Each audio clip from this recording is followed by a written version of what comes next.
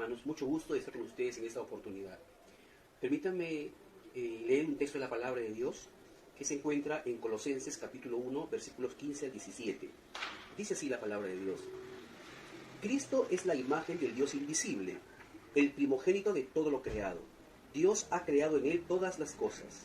Todo lo que existe en el cielo y en la tierra, lo visible y lo invisible, sean tronos, dominaciones, principados o potestades, todo lo ha creado Dios por Cristo y para Cristo. Amén. Permítame orar. Dios, te damos gracias en el nombre de Jesús por esta preciosa oportunidad que nos das de compartir tu palabra. Señor, háblanos, fortalécenos, ayúdanos. Te lo pedimos en el nombre de Jesús. Amén.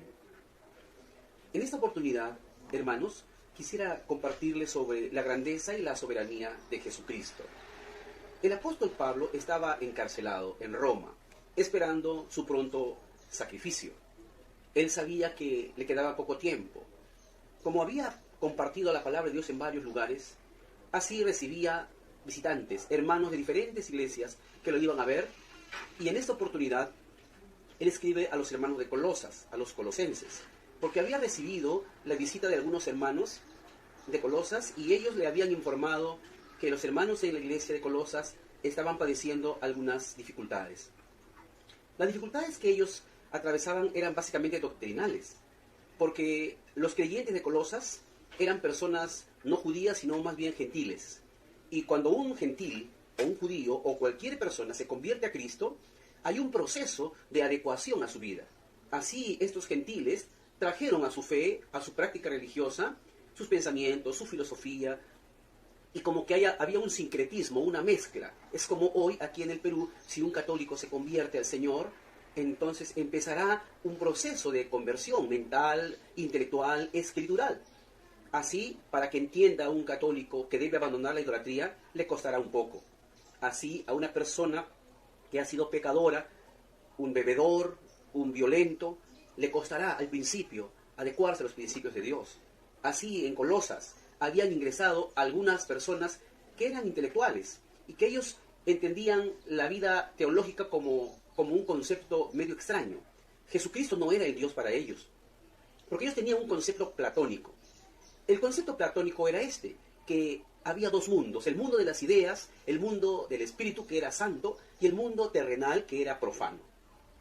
El concepto platónico es: Dios es un Dios tan santo que no puede relacionarse con la tierra, que es pecadora, que es limitada. Y entonces era imposible, en el concepto de los filósofos de ese tiempo, era imposible que el Dios santo se relacione con la tierra, con los seres humanos. Entonces, para ellos Jesucristo de ninguna manera iba a ser Dios, sino solo un ángel, solo un intermediario y nada más.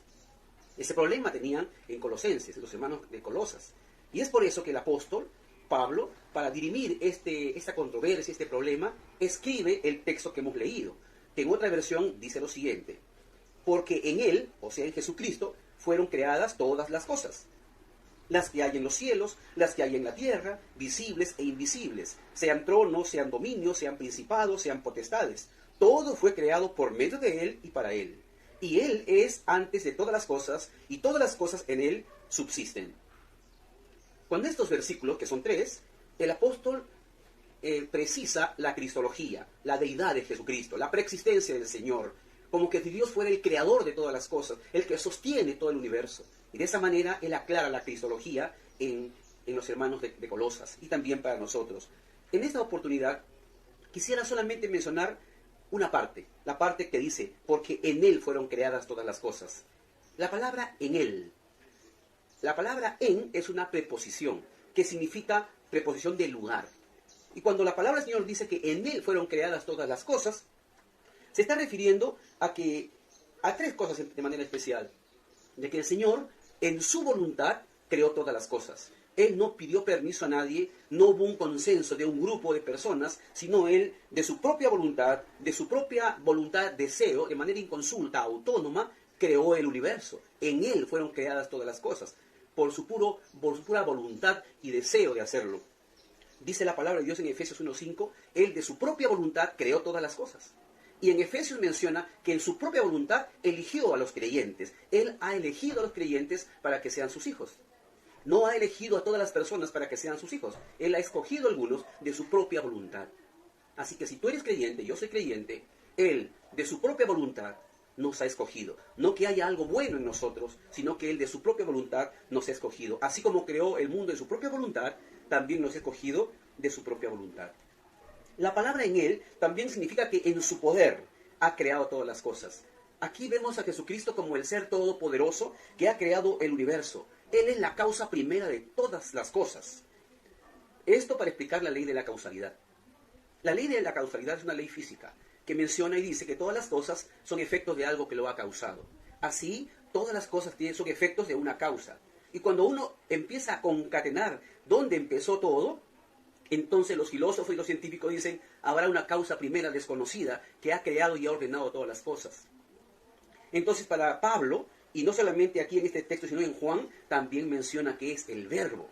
El Verbo es Jesucristo, el que ha creado la causa primera, el ordenador de todas las cosas. Y por eso él dice, en Él es antes que todas las cosas, y todas las cosas en Él subsisten.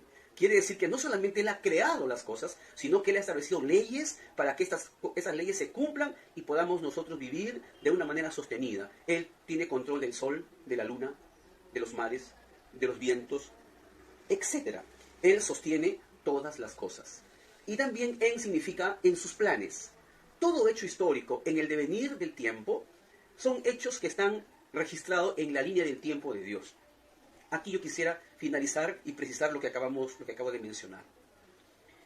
Dios, en el nacimiento de Jesucristo, Él ha condicionado social, políticamente, todas las cosas para que Cristo venga en el tiempo exacto. Gálatas dice, en el cumplimiento del tiempo, Jesucristo nació, así como su segunda venida. El Señor va a venir pronto y hay condiciones que Él ha creado para que esa situación de la segunda venida de Cristo se realice. De manera que en sus planes están todas las cosas y eventos históricos, inclusive la circunstancia que hoy día atravesamos. Esa circunstancia que hoy atravesamos es un punto en la recta de la historia divina. No debemos nosotros desesperarnos ni poder atemorizarnos del momento que estamos viviendo. Es un punto en la recta del cronograma de Dios.